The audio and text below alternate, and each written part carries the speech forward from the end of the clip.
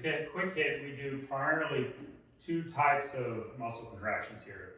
We do what's called a static or isometric contraction, which is you actually resisting against a static or unmovable object, which I'll demonstrate using a bicep curl.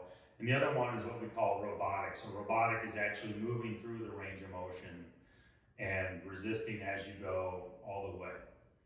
So under the exercise component, you'll see that it says start robotic, so it tells you what mode you're in. And then you can also choose static. So this will say start static. So I'm going to go ahead and demonstrate what a static hold is. So here we go. So I'm going to come up. It's looking for my maximum position. You always want to move slow, very slow. Okay, it's going to bring me down. It's looking for that 37. And then I'm going to go ahead and resist up into it. And you can see the force dial there. That's the amount of force that I'm creating.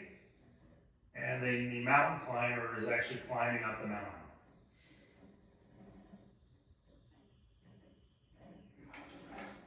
So that is the static or isometric hold. And now I'll show you kind of what the robotic is. Boom, robotic. Oh, just hit it once. Okay.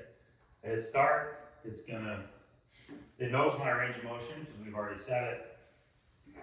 If you don't know about range of motion, please watch the range of motion video. So once I get to my 42, the key here on the robotic is that you need to resist the entire time. So as it's pulling down, you're fighting up against it. I see my force meters indicating I'm producing the force.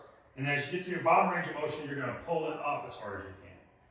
So this is kind of the weirdest thing to get used to, is as you fight it on the way down, and then you push or pull it, depending on what exercise you're doing, as hard as you can on the way up. If you stop producing force, it basically kind of slacks off the system. You'll notice the timer stops, the whole thing will stop, and then after a little bit, it'll say, okay, I think you're done doing this exercise, and it'll kind of kick you out. There you go. So it's like, I'm not sure what's happening. So, but that is the number one safety feature of the QuickHIT, is that if you stop, it stops. The only force that it gives you is what you're willing to give it.